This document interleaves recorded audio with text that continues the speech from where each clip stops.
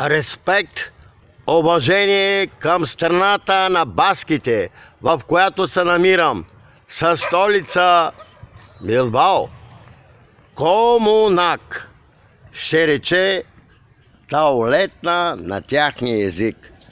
Респект към страната на баските, индепенденция, и нека да се освободи страната на баските, да се отдели от Испания, защото испанците използват психотронни оръжия и с психотроника направиха много лоши неща. Така че нека да имат уважение, както и аз имам уважение към тази велика и древна страна с древна религия, а не да им натрапват християнството, което е много лошо.